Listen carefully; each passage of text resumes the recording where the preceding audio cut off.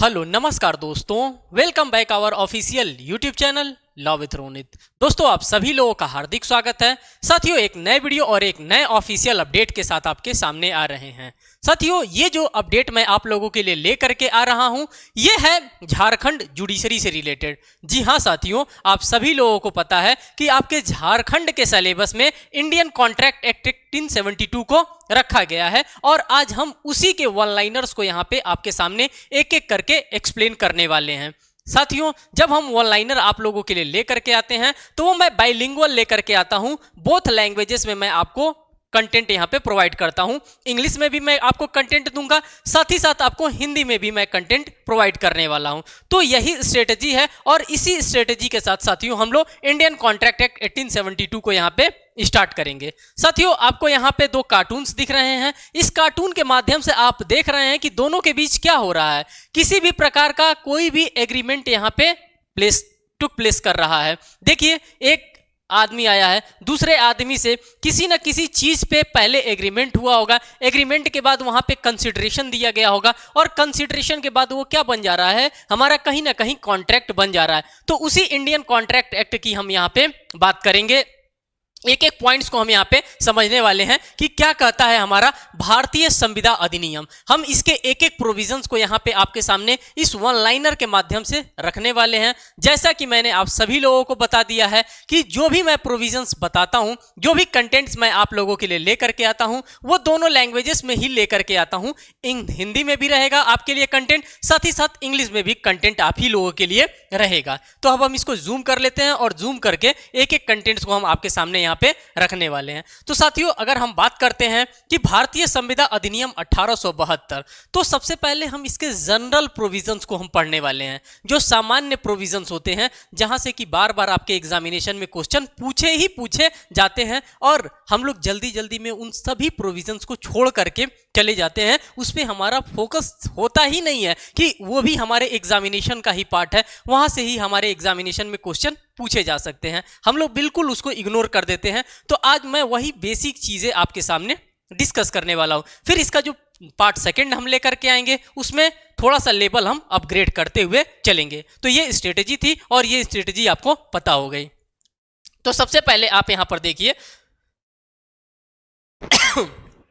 कह रहा है कि भारतीय संविदा अधिनियम मुख्यतः पक्षकारों के संबंधों को विनियमित करने वाली विधि है। आप सभी लोगों को पता है साथियों कि जब जब कॉन्ट्रैक्ट होगा तो अकेला व्यक्ति किसी से कॉन्ट्रैक्ट नहीं करता है।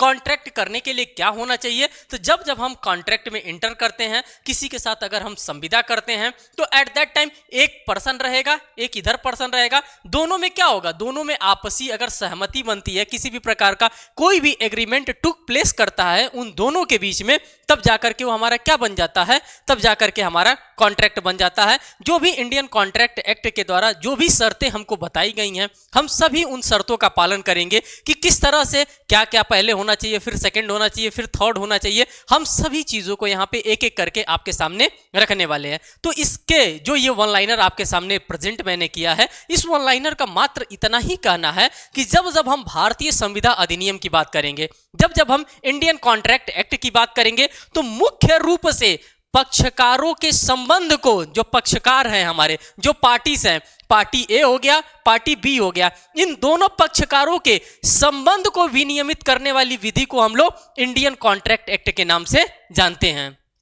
कह रहा है इस विधि को पक्षकार स्वयं अपने ऊपर अधिनियमित करते हैं। अगर मान लीजिए कि मैंने आपसे कॉन्ट्रैक्ट किया कि मैं Jharkhand judicial service examination means कि जो उसका प्रिलिमिनरी एग्जामिनेशन होने वाला है, उस एग्जामिनेशन के लिए मैं आपको प्रिपरेशन कराऊंगा और आप लोगों ने उसके बदले में मुझको कंसिडरेशन दिया और कंसिडरेशन देने के बाद मैंने क्या कर लिया, इसको एज ए कॉन्ट्रैक्ट में हम लोग दोनों लोगों ने इसको प्रिपेयर कर लिया। तो अगर मैं बीच में से ये क्लासेस आपकी छोड़ करके मैं भाग रहा हूं, तो कहीं ना कहीं आप हमको पकड़ लेंगे कि नहीं साहब आपने क्या किया था, आपने एट दैट टाइम कॉन्ट्रैक्ट हमसे किया था कि आप क्या करेंगे, पूरा का पूरा प्रिलिमिनरी एग्जामिनेशन का कंटेंट हमको यहाँ पे प्रोवाइड करेंगे, एक एक प्रोविजंस को आप हमको यहाँ पे बताएंगे और समझाएंगे। तो हमारे और आपके दोनों के बीच में क्या हो जाता है, हमारे और आपके बीच में एक कॉन्ट्रैक्ट तैयार हो जाता है, एक संविदा तैयार हो जाती है और उस संविदा को क्या करना होता है साथियों, उस संविदा को पालन करने की आवश्यकता होती है। जो दोनों पक्षकार होते हैं,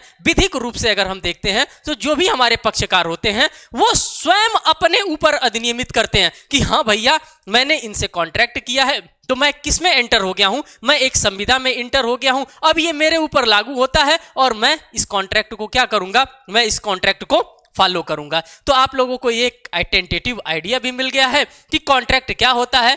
जब दो लोग मिलकर के किसी भी बात को क्या कहते हैं, मिलकर के करते हैं और उस पर करने की उनकी रजामंदी, उनकी सहमति जब बन जाती है और उसमें किसी भी प्रकार का कोई भी कंसीडरेशन भी अगर इन्वॉल्व हो जाता है, तब वो क्या कर लेता है, तब वो कॉन्ट्रैक्ट हमारा संविदा बन जाता है। और उस संविदा को क्या किया जाता है, पक्षकार जो होते हैं, जो पार्टीज होती हैं, वह स्वयं अपने ऊपर अधिनियमित करने का काम करती हैं। यह बात आपको सिर्फ और सिर्फ एक सिंगल वन लाइनर से समझने के लिए मिला है। जब हम नेक्स्ट वन लाइनर की बात करते हैं साथियों, तो नेक्स्ट नंबर का वन लाइनर आपसे क्या कह रहा है, कह रहा है कि भारतीय संविदा अधिनियम। ये सभी लोगों को पता है कि साथियों जब हम बात करेंगे इंडियन कॉन्ट्रैक्ट एक्ट का, तो कह रहा है कि भारतीय संविदा अधिनियम 25 अप्रैल, ये डेट आप सभी लोगों को पता होना चाहिए। मैंने कहा है आप लोगों से कि ये बेसिक टाइप के क्वेश्चंस होते हैं और बेसिक टाइप के, बेसिक नेचर के क्वेश्चन को आप लोग इग्नोर करके चले जाते हैं और एट दैट टाइम आपके एग्जामिनेशन में यही ट्रेंड चल रहा है, इसी नेचर के, इसी टाइप के क्वेश्चन आप लोगों से पूछने का काम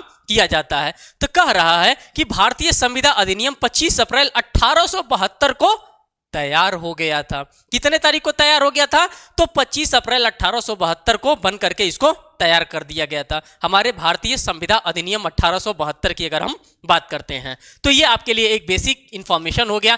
नेक्स्ट अगर हम इंफॉर्मेशन की बात करते हैं तो नेक्स्ट इंफॉर्मेशन क्या कह रहा है, और ये इंफॉर्मेशन आप सभी लोगों को पता है और आप लोगों ने एक बार नहीं इसको हजारों बार पढ़ा होगा। जब आपने इंडियन कॉन्ट्रैक्ट एक्ट की किताब को खोला होगा, उसके बेयर एक्ट को खोला होगा, तब आपको ये चीजें देखने के लिए मिली होंगी कि भारतीय संविदा अधिनियम 1 सितंबर 1872 को क्या हुआ था, यह प्रवृत्त हुआ था। और इसी की बात यहाँ पे हमारा वन लाइनर ये कह रहा है। ये डेट तो सभी को याद हो, ये भले न याद हो 25 अप्रैल, लेकिन 1 सितंबर 1872 की जब हम बात करेंगे तब ये प्रवर्तन का डेट आपको याद होना ही चाहिए। यहां पे एक पुराना कॉन्सेप्ट आपको देखने के लिए मिल रहा है और ये पुराना कॉन्सेप्ट आपसे क्या कर रहा है, ये पुराना कॉन्सेप्ट आपके दिमाग को खोलने का काम कर रहा है। यहां पे आपको अलग से नया प्रोविजंस देखने का काम कर रहा है, बताने का काम कर रहा है कि आपको J&K रीऑर्गेनाइजेशन एक्ट भी यहां पर देखने की आवश्यकता है, क्योंकि जब से हमारा J&K रीऑर्गेनाइजेशन एक्ट बन गया, हमारे जो भी कानून थे सभी के सभी जम्मू एंड कश्मीर पे अप्लाई होने लगे। अब आप कहेंगे कि J&K की क्या बात है, तो यहां पर देखिए J&K की क्या बात है। कहा जा रहा है कि भारतीय संविदा अधिनियम जम्मू कश्मीर को छोड़ करके संपूर्ण भारत में लागू है या संपूर्ण भारत में प्रवृत्त है। अब आप कहेंगे कि जम्मू कश्मीर को क्यों छोड़ करके, क्यों नहीं जम्मू कश्मीर पर लागू होता है, तो साथियों आज ही के डेट पे, आज ही 12 दिसंबर की मैं बात कर रहा हूं, कल के डेट पे एक judgment Supreme Court of India के द्वारा पास किया गया है कि आर्टिकल नंबर 370 और आर्टिकल नंबर 35 कैपिटल ए की हम बात करेंगे। जब हम धारा 370 की बात करेंगे, मींस की आर्टिकल नंबर हम 370 की बात करते हैं या फिर आर्टिकल नंबर हम लोग 35 कैपिटल ए की बात करते हैं, तो इन दोनों को क्या कर दिया गया, इन दोनों आर्टिकल्स को सिरे से खारिज कर दिया गया। किसके द्वारा, तो एपेक्स कोर्ट ऑफ इंडिया के द्वारा, सुप्रीम कोर्ट ऑफ इंडिया के द्वारा। और कहा गया है जो केंद्र सरकार के द्वारा हमारा चेंजेस किया गया था, जिससे हमारा J&K रीऑर्गेनाइजेशन एक्ट पास किया गया था 31 अक्टूबर 2019 को, उसको वैलिड माना है सुप्रीम कोर्ट ऑफ इंडिया ने। 5 जजेस के बेंच ने इसको, जो संवैधानिक पीठ के नाम से हम लोग जानते हैं, संवैधानिक पीठ ने इसको क्या माना है, इसको वैलिड माना है। तो इसीलिए कहा जा रहा है कि जो हमारा पहले कोई भी कानून जो हुआ करता था वो जम्मू कश्मीर में नहीं अप्लाई हुआ करता था, क्योंकि आर्टिकल नंबर 370 और आर्टिकल नंबर 35 कैपिटल ए के द्वारा उसको एक स्पेशल स्टेटस प्रदान किया गया था, सिर्फ और सिर्फ जम्मू एंड कश्मीर को। वहां पे हमारा इंडियन पेनल कोड भी नहीं प्रिवेल करता था, वहां रणबीर पिनल कोड प्रिवेल करता था। तो आप समझ सकते हैं स्पेशल स्टेटस इसी 2 आर्टिकल के वजह से प्रोवाइड किया गया था कॉन्स्टिट्यूशन की अगर हम बात करें।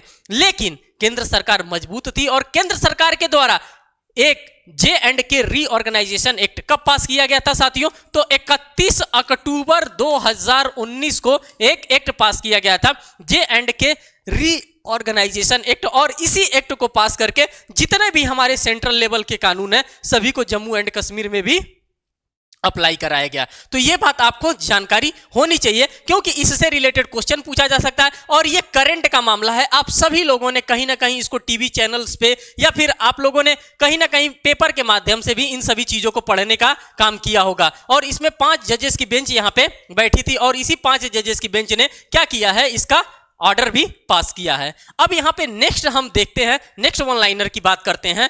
कह रहा है कि संपूर्ण संविदा अधिनियम को मुख्य रूप से 2 भागों में विभक्त किया जाता है। मींस कि 2 भागों में हम इसको बांटने का काम करते हैं। साथियों, अगर हम 2 भागों की बात करते हैं तो 2 भागों में हम किस तरह से बांटते हैं? एक हम बांटते हैं सेक्शन नंबर 1 से। जब हम कॉन्स्टिट्यूशन की बात करेंगे तो वहां पे हमें आर्टिकल्स देखने के लिए मिलता है। जब हम ये सब लॉ की बात करते हैं जिसमें हमारा सब्सटेंटिव लॉ हो जाता है या फिर हमारा प्रोसीजरल लॉ हो जाता है, तो यहां साथियों हमें सेक्शंस देखने के लिए मिलता है। तो हम इसमें सेक्शंस की बात करेंगे। यहां पे कह रहा है, ऑलरेडी आप लोगों से बता दिया है कि हम यहां पे क्या करने वाले हैं। 1 मिनट, ऑलरेडी आप लोगों से बता दिया है कि इसको हम लोग क्या करते हैं, इसको हम लोग मुख्यतः 2 रूप में, 2 भागों में इसको विभाजित करने का काम करते हैं। यह बात तो आप सभी लोगों को पता है। आप लोग कहेंगे कि किस तरह से 2 भागों में इसको विभाजित करने का काम किया जाता है। तो साथियों, इसको एक सामान्य, एक जनरल कॉन्सेप्ट, सामान्य सिद्धांत के रूप में हम इसको विभाजित करने का काम करते हैं। जब सामान्य सिद्धांत की हम बात करते हैं तो सेक्शन नंबर 1 से लेकर के सेक्शन नंबर 75 तक के जितने भी हमारे कंटेंट होते हैं साथियों, ये हमारे सामान्य सिद्धांत मींस कि जनरल प्रिंसिपल्स के अंतर्गत इसको कंसीडर किए जाते हैं। और जो बाकी हमारे बच जाते हैं उसको हम लोग विशिष्ट संविदा के अंतर्गत स्पेशल कॉन्ट्रैक्ट या स्पेसिफिक कॉन्ट्रैक्ट के नाम से हम लोग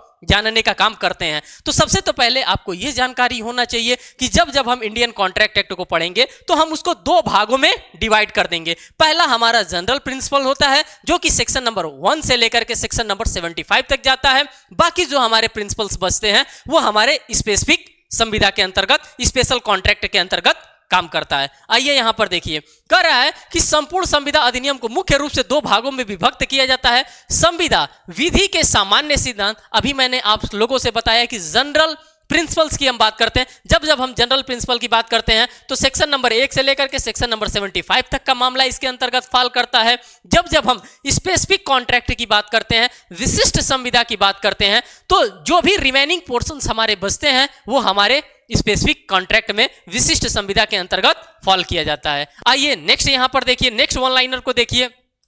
कह रहा है अधिनियम की धारा 1 से लेकर के 75। मैंने अभी ऑलरेडी आप लोगों के सामने बताया है कि ये जो आता है, ये जो संविदा होता है, इसको सामान्य संविदा, सामान्य सिद्धांत के अंतर्गत रखने का काम किया जाता है। अधिनियम की धारा अगर हम बात करते हैं, धारा 1 से लेकर के धारा 75 तक, धारा 1 से लेकर के 75 तक संविदा विधि के सामान्य सिद्धांत प्रतिपादित करती है। इसमें सामान्य सिद्धांत आपको देखने के लिए मिलेगा कि हाँ, फ्रॉडुलेंट, अगर मान लीजिए कि आपके साथ किसी भी प्रकार का कोई भी इंड्यूसमेंट हो रहा है, चाहे तमाम प्रकार की प्रक्रियाएं हो रही हैं, कोई किसी प्रकार का मिस्टेक हो रहा है, वो सभी की सभी चीज आप यहां पर देखने के लिए आपको मिलेगा। कंसेंट क्या होता है, फ्री कंसेंट क्या होता है, अनसाउंड माइंड क्या होता है, साउंड माइंड किसको कहते हैं, ये सभी के सभी जनरल प्रिंसिपल्स आपको सेक्शन नंबर 1 से लेकर के सेक्शन नंबर 75 के अंतर्गत ही आपको देखने के लिए मिलेगा। और जो क्वेश्चन में आपसे सबसे ज्यादा क्वेश्चन पूछने का काम किया जाता है, सेक्शन नंबर 1 से लेकर के सेक्शन नंबर 75 के ही अंदर से आपको क्वेश्चन सबसे ज्यादा साथियों देखने के लिए मिलता है। इस बात को भी आपको जानकारी होना ही चाहिए, क्योंकि मैं जो भी चीजें आपको बताऊंगा उसके रेलेवेंसी के अकॉर्डिंग्स में ही मैं बताने का काम करूंगा। क्योंकि जब आप प्रीवियस ईयर पेपर्स को अच्छे से एनालिसिस करेंगे तो आपको भी टेंटेटिव आइडिया होता रहेगा कि कहां से सबसे ज्यादा नंबर ऑफ क्वेश्चंस आपके एग्जामिनेशन में पूछे जाते हैं। नेक्स्ट वन लाइनर की हम बात करते हैं। नेक्स्ट वन लाइनर में आप लोगों से कह रहा है कि संविदा होने के लिए 2 पक्षकारों का होना आवश्यक है। और यह बात मैंने ऑलरेडी उस कार्टून के माध्यम से भी आपके सामने रखने का डेफिनेटली प्रयास किया था कि एक कार्टून इधर खड़ा था लाल बैग लेकर के और एक हरा बैग लेकर के खड़ा था, और दोनों ने क्या किया था, दोनों ने हैंडशेक किया था। मींस कि 2 पक्षकारों का तो होना सबसे मस्ट है अगर हम कॉन्ट्रैक्ट की बात करते हैं।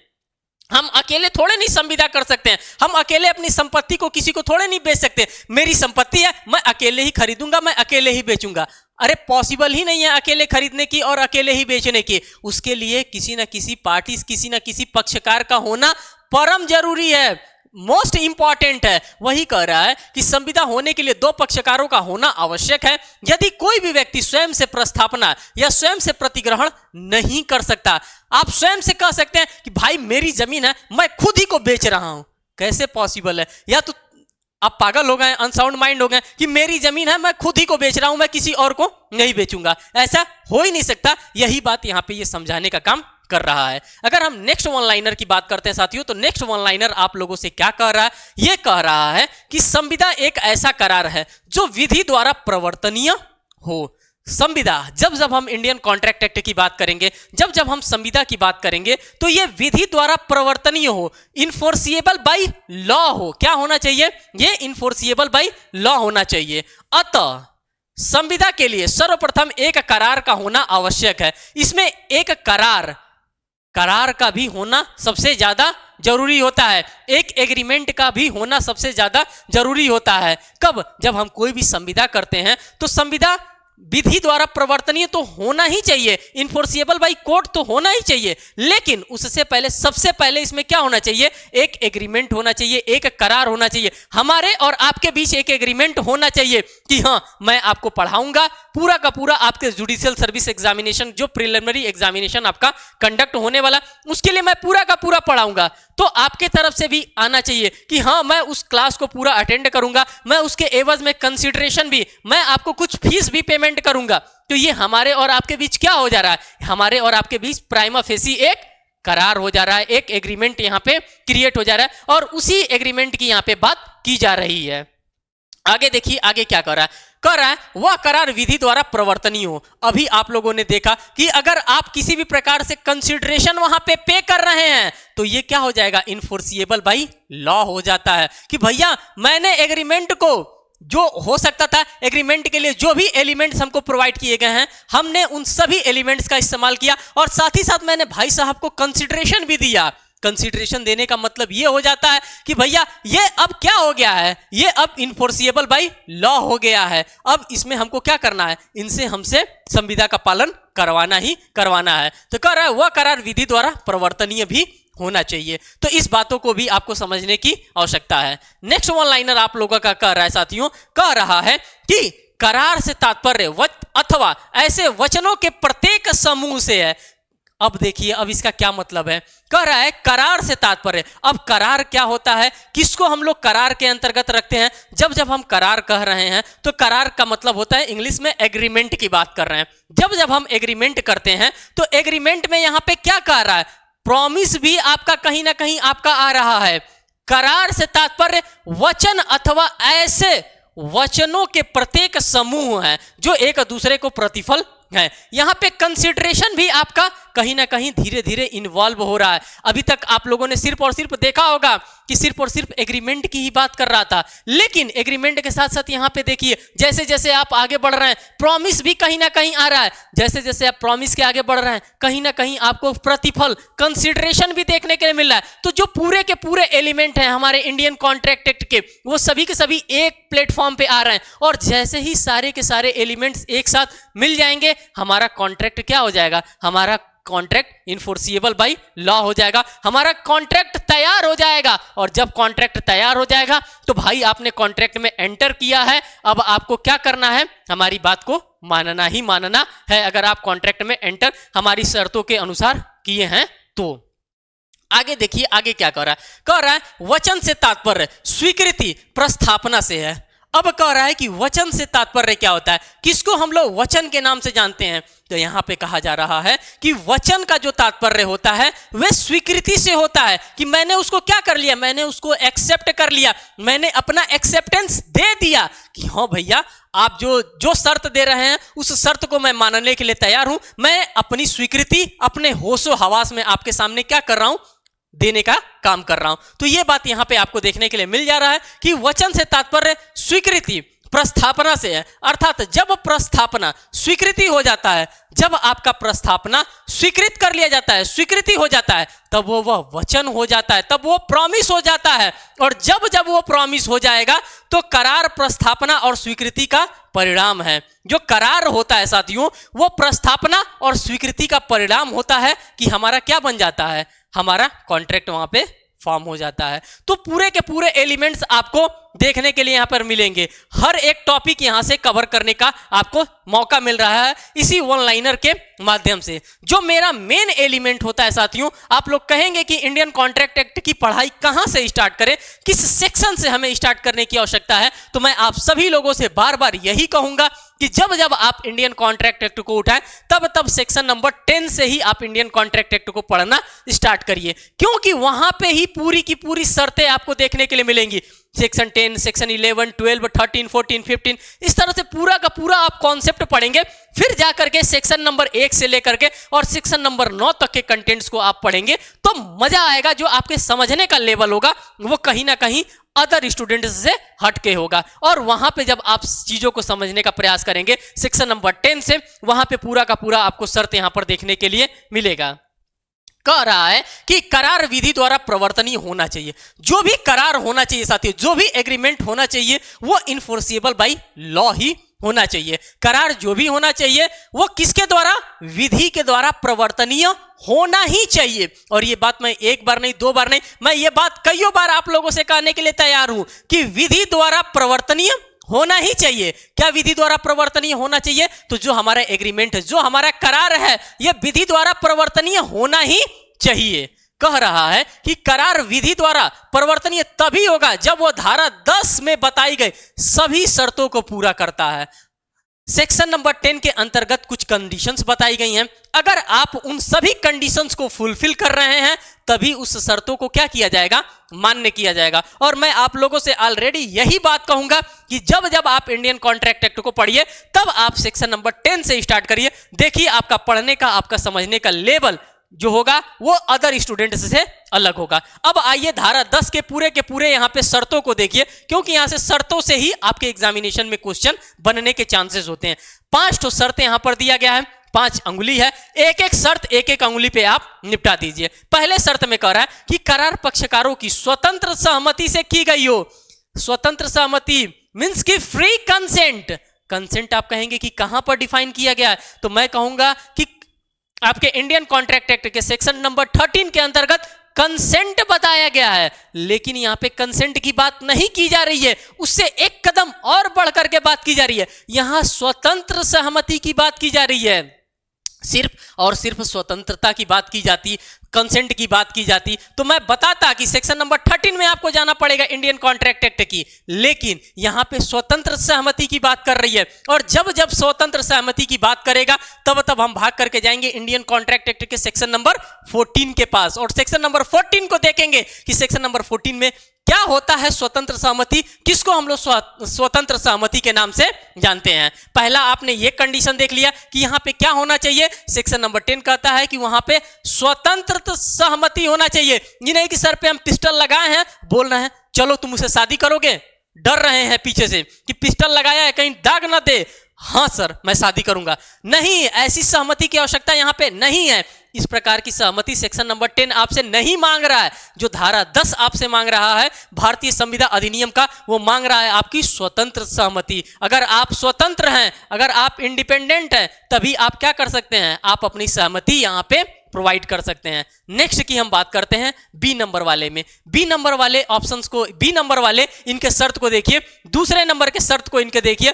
दूसरा नंबर वाला शर्त इनका क्या कह रहा है, कह रहा है पक्षकारों को संविदा करने के लिए सक्षम होना चाहिए, कॉम्पिटेंट पर्सन होना चाहिए, अनसाउंड माइंड का आदमी नहीं होना चाहिए, पागल नहीं होना चाहिए, दिवालिया नहीं होना चाहिए। वो व्यक्ति नहीं कॉन्ट्रैक्ट कर सकता है। कॉन्ट्रैक्ट वही करेगा जो व्यक्ति सक्षम होगा, जो 18 साल से ऊपर का व्यक्ति होगा वही कॉन्ट्रैक्ट करेगा। आप लोगों ने शायद एक केस भी पढ़ा होगा, मोहरी बीबी वर्सेस धर्मोदास घोष का एक केस था। उसमें बच्चा कॉम्पिटेंट नहीं था, फिर भी उसने क्या कर लिया था, कॉन्ट्रैक्ट एट दैट टाइम कर लिया था।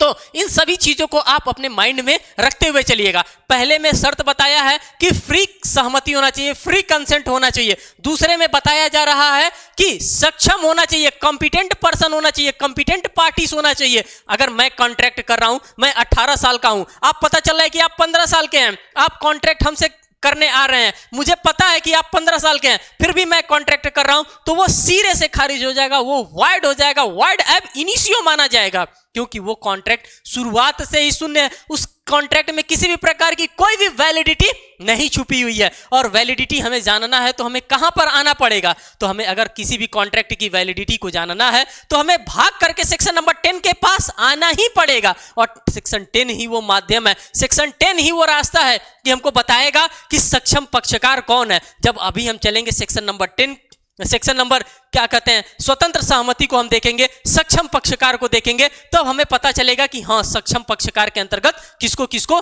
शामिल किया गया है, कौन होता है सक्षम पक्षकार। पहले आप कंडीशंस को देख रहे हैं सेक्शन नंबर 10 के। यहां पे सी वाले इसके कंडीशंस को देखिए। सी वाला कंडीशन इनका क्या कह रहा है? सी वाला कंडीशन देखिए क्या कह रहा है। कह रहा है करार विधिपूर्ण प्रतिफल के लिए किया गया हो।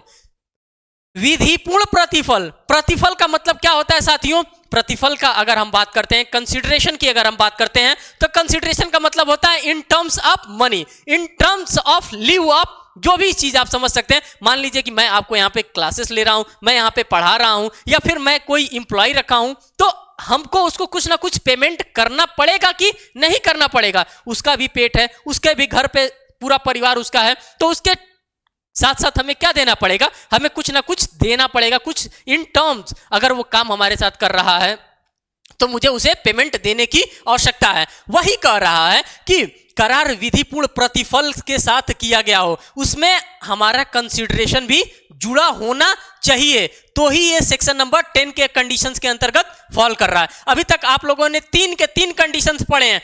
पहला कंडीशन में था कि फ्री कंसेंट होना चाहिए, कंसेंट नहीं, फ्री कंसेंट होना चाहिए। जो हमारा पार्टी होना चाहिए वो सक्षम होना चाहिए, सक्षम पक्षकार होना चाहिए। जो अभी आप लोगों ने पढ़ा है वो पूर्ण प्रतिफल होना चाहिए। किस तरह से होना चाहिए? विधिपूर्ण प्रतिफल होना ही होना चाहिए।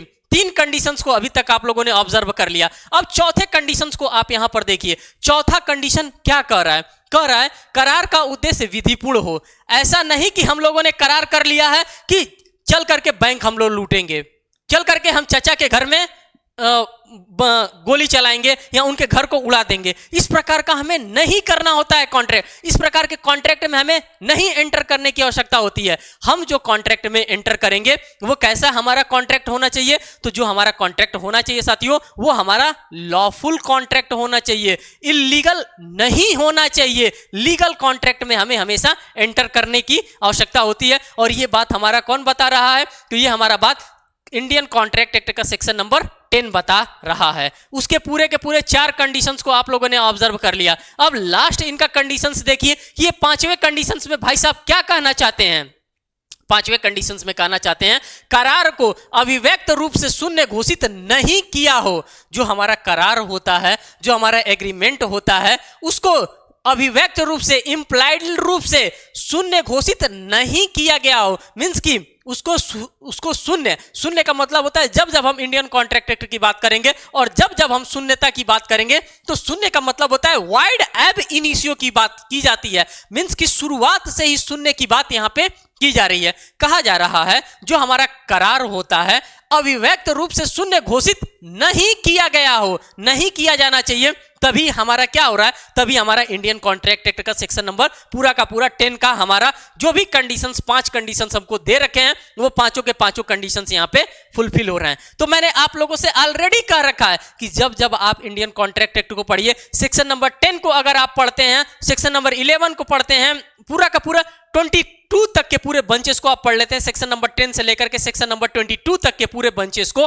तो आपको एक टेंटेटिव आइडिया मिल जाएगा और आपको पढ़ने में मजा आएगा। जो आपका पढ़ने का लेवल होगा वो अन्य स्टूडेंट से बढ़ जाएगा। आगे देखिए, आगे वन लाइनर आपसे क्या कह रहा है? कह रहा है जो करार विधि द्वारा प्रवर्तनीय नहीं होता है वह शून्य करार होता है। शून्य करार मीन्स कि विधि द्वारा प्रवर्तनीय नहीं है। मैं 15 साल के लड़के के पास, 15 साल का लड़का मेरे पास आया और कहने लगा कि मैं अपनी संपत्ति को मैं आपसे बेचना चाहता हूं। मैंने उस संपत्ति को, मैं जानता था कि वो 15 साल का है, फिर भी मैंने उस संपत्ति को खरीद लिया उससे, लेकिन उसके पास कॉम्पिटेंसी ही नहीं है कि वो क्या करेगा, वो संपत्ति के पेपर्स पे साइन करेगा। तो मैंने उसको पेमेंट कर दिया, लेकिन वो सक्षम व्यक्ति नहीं है कि वो पेपर्स पे साइन करके वो संपत्ति हमको ट्रांसफर कर दे। तो वो क्या है, वो शुरुआत से ही शून्य है भैया, उसके पास वो सक्षम पक्षकार है ही नहीं है। जब वो सक्षम पक्षकार होगा तभी वो क्या करेगा, तभी वो कॉन्ट्रैक्ट में एंटर कर सकता है। और आप लोगों ने इस कंडीशंस को ऑलरेडी धूमधाम से यहां पे पढ़ने का काम किया है। अब देखिए, कह रहा है करार पक्षकारों की स्वतंत्र सहमति से होना चाहिए। बार बार आपको स्वतंत्र सहमति देखने के लिए मिलेगा। जब जब मैं इंडियन कॉन्ट्रैक्ट एक्ट की बात करूंगा तब तब आपको फ्री कंसेंट सेक्शन नंबर 14 के पास तो जाना ही पड़ेगा, उसका बार बार आपको दरवाजा खटखटाना पड़ेगा सेक्शन नंबर 14 का, क्योंकि सबसे ज्यादा अगर इंपॉर्टेंट होता है इंडियन कॉन्ट्रैक्ट एक्ट के अंदर तो वो होता है सहमति। और किस प्रकार की सहमति, किस लेवल की सहमति होनी चाहिए। तो साथियों, जब जब हम सहमति की बात करेंगे तब तब हमारी अपनी खुद की स्वतंत्र सहमति होनी चाहिए, और स्वतंत्र सहमति हमको बताता है हमारा सेक्शन नंबर 14 ही हमको बताने का काम करता है। देखिए किस किस सेक्शंस का यहाँ पे जिक्र किया गया है। ये जो नंबर लिखा गया है ये नंबर एक एक सेक्शन है, और इन सेक्शंस के अगर बंच को आपने अच्छे तरीके से पढ़ लिया तो मैं इस दावे के साथ कर रहा हूं कि आप अदर स्टूडेंट से बहुत ही बेहतर माने जाएंगे। देखिए क्या कर रहा है, करार पक्षकारों की स्वतंत्र सहमति से होना चाहिए, अर्थात संविदा अधिनियम की धारा 13 की हम बात करते हैं जिसमें कंसेंट की बात करता है। सिर्फ और सिर्फ कंसेंट वाला आपका सेक्शन जो है सेक्शन नंबर 13 है, लेकिन इससे बड़ा भाई इसका 14 है। यह कहता है स्वतंत्र सहमति की बात करता है, यही जो है फ्री कंसेंट की बात करता है, अनड्यू इन्फ्लुएंस की बात करता है। यहाँ पे फ्री कंसेंट की बात कर रहा है। सेक्शन नंबर 15 को देखिए, 16 को देखिए, 17 को देखिए, 18, 19, 20, 21, 22 के उपबंधों का पालन होना ही होना चाहिए। मैं इसीलिए आप लोगों से कह रहा हूं कि सेक्शन नंबर 10 को आप सबसे पहले पढ़िए, और 10 से लेकर के सेक्शन नंबर 22 के पूरे बंच को आप पढ़ डालिए। आप कहीं भी इंडियन कॉन्ट्रैक्ट के अंतर्गत फंसने वाले नहीं है, अगर आपने पारखी नजर से इन सभी सेक्शंस को पढ़ने का काम, ऑब्जर्व करने का काम किया हो तो। अब यहां पर देखिए नेक्स्ट वन लाइनर आपके पास आ गया, और नेक्स्ट वन लाइनर आप लोगों से क्या कहना चाहता है। हर एक वन लाइनर साथियों आपके एग्जामिनेशन के लिए इंपॉर्टेंट है, और हर एक वन लाइनर कुछ ना कुछ आपसे कहना चाहता है, अपने दर्द को बताना चाहता है। कहता है कि तुम भी मुझको जियो और मैं भी आपको जीने का प्रयास कर रहा हूं। यह बताना चाहता है, यह कहना चाहता है कि आज अगर आपने इसको टाइम दिया, अगर आज आपने इंडियन कॉन्ट्रैक्ट एक्ट को टाइम दिया तो ये आपके एग्जामिनेशन में आपको नंबर दे करके ही जाएगा, आपका नंबर ले करके नहीं जाएगा। भले ही किसी सब्जेक्ट में आपका नंबर कम आता हो, लेकिन अगर आपने इंडियन कॉन्ट्रैक्ट एक्ट को वन लाइनर को अच्छे से पढ़ा तो ये आपका एक एक नंबर दे करके जाएगा, ये इसकी गारंटी है। अब देखिए कह रहा है करार विधिपूर्ण प्रतिफल और विधिपूर्ण उद्देश्य के लिए किया गया होना चाहिए। यह चीज आप सभी लोगों ने अभी ऑलरेडी पढ़ लिया है कि जो भी हम एग्रीमेंट में एंटर करते हैं, जो भी हम लोग एग्रीमेंट करते हैं, जो हमारा करार होना चाहिए वो कैसा होना चाहिए साथियों। तो जो भी हमारा करार होना चाहिए वो विधिपूर्ण प्रतिफल और विधिपूर्ण उद्देश्य के लिए ही होना चाहिए। जब जब मैं विधिपूर्ण प्रतिफल की बात करता हूं तो लॉफुल कंडीशंस के साथ आप क्या कर सकते हैं, प्रतिफल वहां पे ले सकते हैं। ऐसा नहीं कि 2 रुपए की जमीन है, 2 रुपए की टॉफी है और मैंने उसके लिए 500 रुपया मैंने उनसे ऐंठ लिए, ऐसा नहीं हो सकता है। हमें विधिपूर्ण प्रतिफल ही लेने की आवश्यकता है और विधिपूर्ण उद्देश्य भी होना चाहिए। ऐसा नहीं कि हमें बैंक लूटना है, चलो हम 10 लोग मिलते हैं और 10 लोग मिल करके एक कॉमन इंटेंशन क्रिएट करते हैं और उस कॉमन इंटेंशन के बिहाफ पे हम चलेंगे और बैंक लूटने का काम करेंगे। यहीं पे आप लोगों से एक केस लॉ भी याद आ जाता है, कॉमन इंटेंशन का सेक्शन नंबर 34। हम इंडियन पेनल कोड की बात करेंगे तो वहां पे आपको केस मिलता है Barendra Kumar Ghosh versus King Emperor का, बात वहां पे किया जाता है। और इसमें यही कॉमन इंटेंशन उन लोगों का था कि वो लोग जाते हैं और किसी ना किसी बैंक को लूटने का काम करते हैं। लेकिन यहां पे आपसे क्या कर रहा है, यहां पे जो आपका उद्देश्य होना चाहिए, जो आपका इंटेंशन होना चाहिए वो लॉफुल होना चाहिए, इलीगल नहीं होना चाहिए, अनलॉफुल नहीं होना चाहिए। साथ ही साथ करा अर्थात संविदा अधिनियम की धारा 23 के उपबंधों का पालन किया गया होना चाहिए। अब देखिए हर एक सेक्शन अपने साथ कुछ ना कुछ कंडीशन छोड़ता हुआ जा रहा है। जब जब हम इनके कंडीशंस को पढ़ेंगे तो ये कंडीशंस अपने आप में समंदर का काम करती हैं। जैसे सेक्शन नंबर 10 के हमने कंडीशंस को पढ़ा, उन्होंने 5 कंडीशंस बताया। सेम एज यूजुअल जब हम 10 सेक्शन पार कर लेते हैं तो सेक्शन नंबर 23 भी हमारे साथ में मिलता है, और सेक्शन नंबर 23 भी कहता है कि भाइयों और बहनों, अगर आपने मेरे कंडीशंस को फॉलो कर लिया तो आप हर एक स्टेज पे संभलते हुए चलेंगे। ये गारंटी है सेक्शन नंबर 23 की। सेक्शन नंबर 23 यहां पे अपना गारंटी दे रहा है कि अगर आप लोगों ने मेरे कंडीशंस को फॉलो कर लिया तो आप किसी भी मौके पे कभी भी मुंह की नहीं खाएंगे। जिस तरह से हमारी सरकारें गारंटी दिया करती हैं, उसी तरह से सेक्शन नंबर 23 भी यहां पे आपको गारंटी देने का काम कर रहा है। साथ ही साथ यहां पे देखिए नेक्स्ट वन लाइनर आपसे क्या कह रहा है। नेक्स्ट वन लाइनर जो कह रहा है करार अभिव्यक्त शून्य घोषित नहीं किया होना चाहिए, अर्थात संविदा अधिनियम की धारा 25 से लेकर के 30 के उपबंधों का पालन होना चाहिए। जब जब हम सेक्शन नंबर 23 को पढ़ेंगे साथियों, तब तब वो कहता है कि करार शुरुआत से ही शून्य नहीं होना चाहिए। क्या नहीं होना चाहिए? शुरुआत से ही शून्य नहीं होना चाहिए। अब जब हम शून्यता की बात करते हैं तो यहां पे हमको शून्य घोषित ऐसे करार हमें नहीं करने होते हैं जो शुरुआत से ही क्या होता है, शुरुआत से ही शून्य होता है। कुछ ऐसे करार होते हैं, जब सेक्शन नंबर 25 को आप पढ़ेंगे, 26 को पढ़ेंगे, 27 को पढ़ेंगे, 28, 29 और 30 तक आप जब सेक्शन नंबर 25 से लेकर के 30 के बंच को आप फॉलो करेंगे तो वहां पे देखेंगे कि शून्यता के बारे में हमको वाइड एब इनिशियो के कॉन्सेप्ट देखने के लिए मिल रहा है। और इन सभी कॉन्सेप्ट को अभी हम आपके सामने एक एक करके एक एक धागा इनका खोल करके रखने वाले हैं। अगर इन धागों को आपने पकड़ने का काम किया, अगर इन धागों से आपने सीने का काम किया, उसको बांधने का काम किया, उसको पिरोने का काम किया, तो मान के चलिए आपका कोई भी क्वेश्चन आपके एग्जामिनेशन में गलत होने वाला तो नहीं ही है। कह रहा है करार कई प्रकार से होता है। शून्य करार होता है, शून्य करणीय करार होता है और अवैध करार होता है। 3 प्रकार के करार आपको इंडियन कॉन्ट्रैक्ट एक्ट के अंतर्गत देखने के लिए मिलेंगे। सबसे तो पहले हम शून्य करार की बात करते हैं। जब जब हम शून्य करार की बात करेंगे साथियों, तो शून्य करार कैसा होता है? जो शून्य करार होता है हमारे इंडियन कॉन्ट्रैक्ट एक्ट 1872 के अंतर्गत, शून्य का मतलब होता है वाइड एब इनिशियो, मींस की शुरुआत से ही शून्य होगा। ऐसा नहीं कि बीच में आकर के अभी तक तो आधा तो ठीक था, आधा शून्य हो गया, ऐसा बिल्कुल भी नहीं होगा। अगर हम शून्य करार की बात करते हैं साथियों, तो वो शुरुआत से ही उसका न्यू जो रखा गया होगा, वो गलती से उसका न्यू रखा गया होगा, वो शुरुआत से ही शून्य होगा।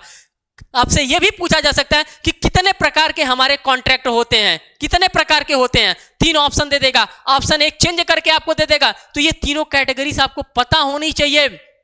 एट दैट टाइम जब आप अपने एग्जामिनेशन में बैठ करके आप अपने ओवेल को फिल कर रहे हो, जब आप अपने OMR सीट को देख रहे हो, तो यह पता होना चाहिए कि शून्य करार क्या होता है, शून्य करणीय करार क्या होता है। अभी तक तो आप लोगों ने खूब शून्य करार हमसे सुना। अब यह भी देख लीजिए कि वाइडेबल एग्रीमेंट क्या होता है, शून्य करणीय करार क्या होता है। साथियों शून्य का मतलब तो आप लोगों सभी लोगों ने समझ लिया कि वाइड एब इनिशियो, शुरुआत से ही जो शून्य होता है। लेकिन शून्य करणीयों का मतलब होता है ऑप्शन ऑफ द पार्टीज। मान लीजिए हमारे में और आपके में किसी भी प्रकार का कोई भी कॉन्ट्रैक्ट हुआ और कॉन्ट्रैक्ट में सभी चीजें ठीक चल रहा था, लेकिन मैंने बीच में पढ़ाना ही छोड़ दिया।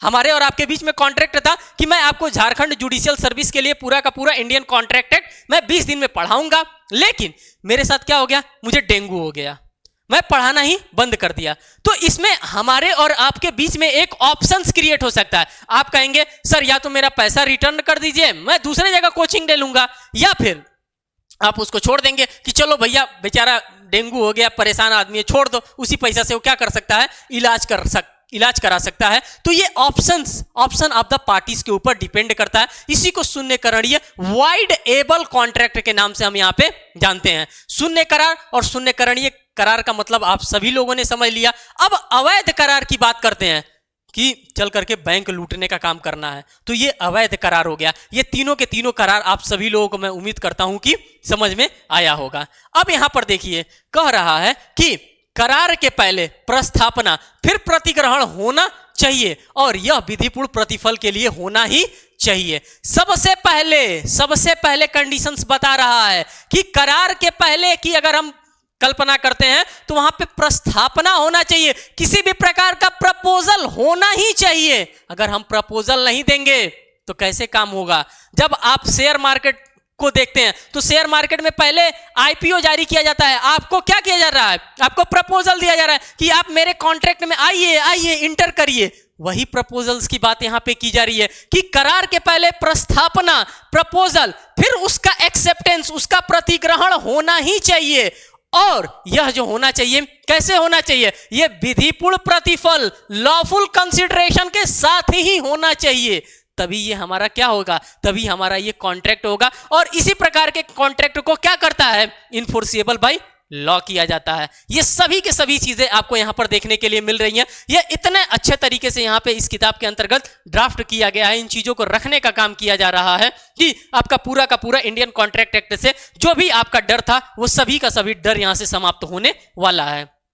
कह रहा है प्रस्थापना शब्द की परिभाषा, धारा 2।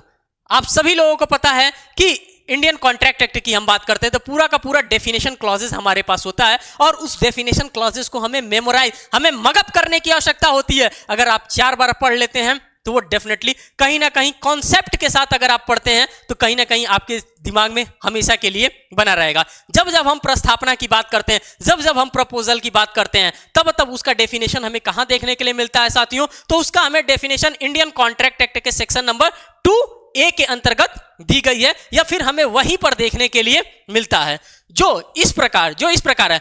जबकि एक व्यक्ति कह रहा है, देखिए किस प्रकार दिया गया है, जबकि एक व्यक्ति किसी बात को करने या करने से प्रवृत्त रहने की अपनी रजामंदी, क्या कह रहा है, करने या करने से प्रवृत्त रहने की अपनी रजामंदी किसी अन्य को इस दृष्टि से संज्ञापित करता है कि ऐसा कार्य या प्रवृत्ति के प्रति उस अन्य की अनुमति अभिप्राय करे तब वो प्रस्थापना करता है, यह कहा जाता है। ये पूरा का पूरा आपको सेक्शन नंबर 2A के अंतर्गत डेफिनेशन क्लॉजेस है। ये एज यूजुअल आपको देखने के लिए मिलेगा ही। जब आप अपने किताब को खोलेंगे तो वहां पे पढ़ करके आपको अच्छा लगेगा, आपको मजा आएगा कि प्रस्थापना क्या होता है, प्रस्थापना हम किसको कहते हैं और प्रस्थापना के अंतर्गत क्या क्या चीजें एंटर की गई हैं और प्रस्थापना में हमें क्या क्या कंटेंट देखने के लिए मिल रहा है। जब आप जाइएगा तो इसको जरूर पढ़िएगा और हमें भी कमेंट बॉक्स में जरूर बताइएगा कि हां आपने सेक्शन नंबर 2A को पढ़ने का काम किया है। यहां पर देखिए कह रहा है नेक्स्ट वन लाइनर में कि प्रस्थापना की परिभाषा से निम्नलिखित आवश्यक तत्व निकलते हैं जो इस प्रकार हैं। अब क्या क्या इससे निम्नलिखित तत्व निकलते हैं, जिसमें सबसे पहला आ जा रहा है व्यक्ति। अगर हम किसी के साथ करेंगे, जानवर के साथ कॉन्ट्रैक्ट हम करेंगे किसके साथ, किसी ना किसी इंसान के साथ, किसी ना किसी व्यक्ति के साथ ही करेंगे हम कॉन्ट्रैक्ट, किसी ना किसी समूह के साथ ही हम कॉन्ट्रैक्ट कर सकते हैं। मैंने ऑलरेडी आपसे बताया था, मेरा जो थीम था, मेरा जो थंबनेल था, उस थंबनेल में भी आपने देखा होगा कि एक कार्टून इधर से और एक कार्टून इधर से, दोनों क्या कर रहे थे, हैंड शेकिंग कर रहे थे। मीन्स कि वहां पे किसी ना किसी व्यक्ति का इन्वॉल्वमेंट होना बहुत ही ज्यादा जरूरी है। बिना व्यक्ति के हमारा कॉन्ट्रैक्ट होगा ही नहीं। कर प्रस्थापना की संसूचना, जो हम प्रस्थापना दे रहे हैं उसका कम्युनिकेशन, उसका सूचना, उसका संसूचना होना ही चाहिए। अब यहां पर देखिए कर प्रस्थापना का उद्देश्य, जो हम प्रस्थापना कर रहे हैं, जो हम प्रपोजल दे रहे हैं, उसका कोई ना कोई उद्देश्य होना चाहिए। साथ ही साथ कह रहा है कि विधिक संबंध सृजित करने का आशय भी होना चाहिए। ऐसा नहीं होना चाहिए कि हम लोग किसी का घर ही लूट ले। यहाँ पे क्या होना चाहिए, यहाँ पे जो होना चाहिए वो विधिक संबंध होना चाहिए और विधिक संबंध को सृजित करने के आशय से ही हमें ये चीजें करनी होती है।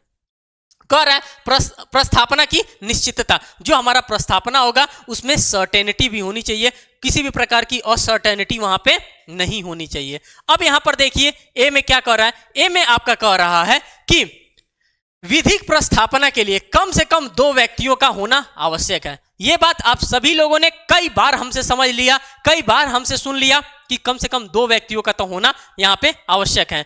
यहाँ व्यक्तियों के अंतर्गत प्राकृतिक और विधिक व्यक्ति दोनों आते हैं। मीन्स कि नेचुरल पर्सन भी यहाँ पे आते हैं और जो विधिक, जो लीगल पर्सन होते हैं, इनको भी यहाँ पे शामिल किया गया है। साथ ही साथ बी वाले में कह रहा है साथियों, बी वाले में कह रहा है कि प्रस्थापना की संसूचना उस व्यक्ति को देनी चाहिए जिसको उक्त प्रस्थापना की गई है। मान लीजिए कि हमसे प्रस्थापना की जा रही है, हमको उसकी सूचना ही नहीं है, हमारे साथ प्रस्थापना हो गया, हमको सूचना ही नहीं है, ऐसा नहीं होना चाहिए। कह रहा है प्रस्थापना की सूचना उस व्यक्ति को देनी चाहिए देनी चाहिए जिसको उक्त प्रस्थापना की गई है। धारा 2 क में की गई प्रस्थापना की परिभाषा में कहा गया है कि प्रस्थापक किसी कार्य को करने अथवा करने से प्रवृत्त रहने की अपनी इच्छा से दूसरे व्यक्ति को संसूचित करने का काम करता है। तो ये पूरा का पूरा डेफिनेशन जब आप सेक्शन नंबर 2 को आप पढ़ेंगे, पूरा का पूरा आप डेफिनेशन क्लॉजेस को पढ़ेंगे, तो वहां पे आपको ये चीजें और भी बेहतर तरीके से समझ में आने वाली है।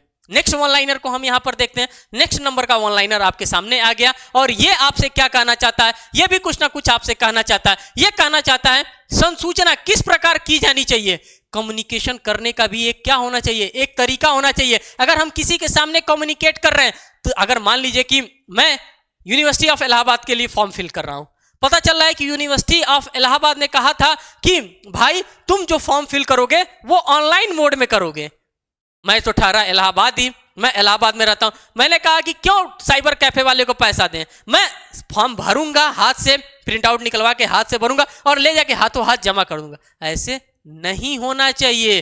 कह रहा है कि संसूचना किस प्रकार की जानी चाहिए, इसके बारे में अधिनियम की धारा 3 का प्रावधान करती है। अधिनियम 3 बताती है कि जिस अकॉर्डेंस में हमसे मांगा जा रहा है, अगर कोई चीज हमसे ऑनलाइन मांगी जा रही है तो हमें ऑनलाइन ही देना है। ऐसा नहीं कि हमें ऑफलाइन ले जा करके सबमिट करने की आवश्यकता है, ऐसा हमें बिल्कुल भी नहीं कर रहा है। जिस तरीके से कहा जा रहा है, जो नियम फॉलो करने का लिए हमसे कहा जा रहा है, उसी नियम के अंतर्गत हमें करने की आवश्यकता है। धारा 3 कहती है कि प्रस्थापना की संसूचना प्रस्थापकों का प्रतिग्रहण और प्रस्थापनाओं तथा प्रतिग्रहणों का प्रतिसंहरण क्रमशः एक साथ प्रस्थापना करने वाले, प्रतिग्रहण करने वाले अथवा प्रतिसंहरण करने वाले पक्षकारों के ऐसे कार्य लोप से समझा जाता है जिसके द्वारा वो वैसे प्रस्थापना, प्रतिग्रहण अथवा प्रतिसंहरण की संसूचना करने का आशय रखते हैं अथवा जो उसे संसूचित करने का प्रभाव रखता है। तो ये पूरा का पूरा आपको सेक्शन नंबर 3 यहां पे बताने का काम किया गया है। जब आप सेक्शन नंबर 3 को पढ़ेंगे तो वहां पे चीजें आपके सामने और भी क्लियर होने वाली है। अब यहां पर देखिए कि आपका यहां का लास्ट आपका वन लाइनर आपसे क्या कहना चाहता है। लास्ट वन लाइनर कहना चाहता है कि यदि प्रस्थापना में विशेष शर्त है तो उसकी संसूचना होनी ही चाहिए। अगर किसी भी प्रकार का कोई विशेष सूचना दे दिया गया है, मैंने आपसे कहा था ना कि ऑनलाइन फॉर्म फिल करने के लिए कहा गया था, या फिर कहा गया था कि जो भी आप वर्ड्स फिल करेंगे वो कैपिटल लेटर में, ब्लॉक लेटर में फिल करेंगे, या फिर काले पेन से आप करेंगे, या फिर ब्लू पेन से आप करेंगे, तो उस पर क्या किया गया है, उसकी संसूचना होनी ही चाहिए। इससे संबंधित मामले हेंडरसन बनाम स्टीवेंसन कहा जाता है। इसी मामले के अंतर्गत ये चीज हमको देखने के लिए मिलता है। साथियों, ये जो भी कंटेंट आपने यहाँ पे पढ़ने का काम किया, सेम एज यूजुअल पूरा का पूरा कंटेंट यहाँ पे आपको इंग्लिश के अंतर्गत भी देखने के लिए मिलेगा। तो जैसा कि मैंने आप सभी लोगों से वादा किया था कि दोनों लैंग्वेजेस में मैं कंटेंट आपके लिए लेकर के आऊंगा, लेकिन अभी मैंने एक लैंग्वेजेस में कंटेंट आपके सामने पढ़ने का, समझाने का काम किया है।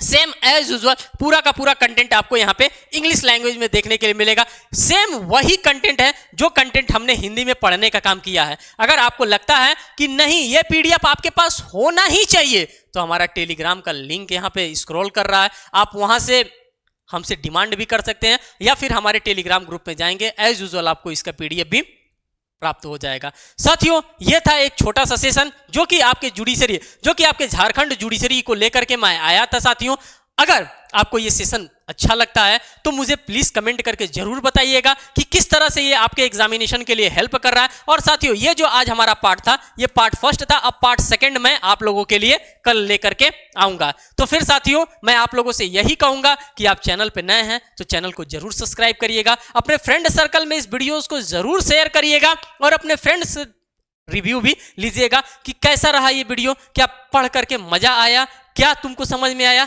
क्या पहले तुम समझते थे। हर एक चीज के बारे में आप हमें जरूर हमारे कमेंट सेक्शन के माध्यम से बताइएगा। मैं सभी के कमेंट्स को दिल से पढ़ता हूं और सभी के कमेंट्स का रिप्लाई करने का काम करता हूं। फिर मिलेंगे एक नेक्स्ट वीडियो में एक नेक्स्ट अपडेट के साथ, तब तक के लिए धन्यवाद।